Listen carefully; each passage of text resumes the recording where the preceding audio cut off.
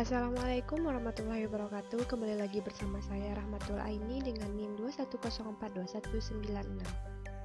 Saya dari Prodi Ilmu Administrasi Negara Fakultas Ilmu Sosial Universitas Negeri Padang.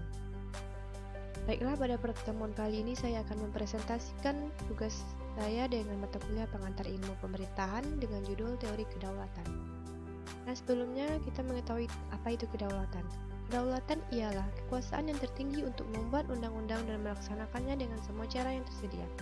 Sedangkan kekuasaan itu ialah kemampuan seseorang atau golongan untuk dapat merubah sikap dari kebiasaan orang lain. Adapun tiga hal yang berdaulat dalam masyarakat atau negara. Yang pertama Tuhan, yaitu pencipta segalanya. Yang kedua raja, yaitu pengatur rakyat. Yang ketiga rakyat, untuk menghindari tirani atau kekuasaan yang absolut.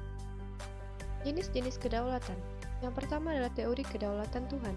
Tuhan sebagai kausa prima atas negara, artinya bahwa negara muncul karena kehendak Tuhan. Teori ini melahirkan sifat teosentris atau teokrasi. Nah, yang kedua, teori kedaulatan raja.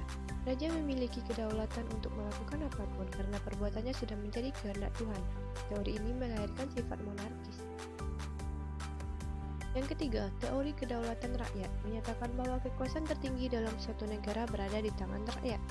Teori ini melahirkan sifat demokratis. Yang keempat, teori kedaulatan negara. Negara adalah badan hukum yang mempunyai hak dan kewajiban yang sama seperti subjek hukum perorangan. Teori ini melahirkan sifat fascistis atau otoritarian. Nah, yang kelima, teori kedaulatan hukum. Hukum berfungsi sebagai rule of the game dalam penyelenggaraan kekuasaan negara dan memiliki kekuasaan tertinggi dalam negara adalah hukum. Teori ini melahirkan sifat demokratis. Yang keenam, teori kedaulatan negara Republik Indonesia. Pasal 1 ayat 2 Undang-Undang Dasar 1945 Amandemen ketiga menyatakan bahwa kedaulatan ada di tangan rakyat dan dilaksanakan menurut undang-undang. Berdasarkan pasal tersebut, jelaslah bahwa negara Republik Indonesia menganut teori kedaulatan rakyat. Rakyatlah yang memegang kekuasaan tertinggi. Maka, berdasarkan hal tersebut, kedaulatan harus dilaksanakan berdasarkan konstitusi menurut undang-undang. Negara Indonesia juga menganut kedaulatan Tuhan tersirat pada pembukaan Undang-Undang Dasar 1945 yang berbunyi atas berkat rahmat Allah. Dan kedaulatan hukum terdapat dalam pasal 1 ayat 3 Undang-Undang Dasar 1945 pada amandemen ketiga yang menyatakan bahwa Indonesia adalah negara hukum dan bukan negara atas kekuasaan belaka. Adapun jenis kedaulatan lainnya, yang pertama adalah kedaulatan intern. Kedaulatan ini ialah kekuasaan negara dalam batas lingkungan wilayahnya. Yang kedua, kedaulatan ekstern, yaitu kekuasaan negara berkaitan dengan hubungan antar negara.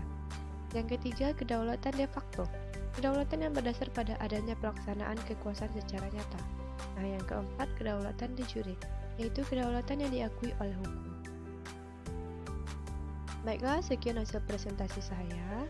Apabila ada kekurangan atau kesalahan, mohon dimaafkan. Wabillahi taufiq wal hidayah. Assalamualaikum warahmatullahi wabarakatuh.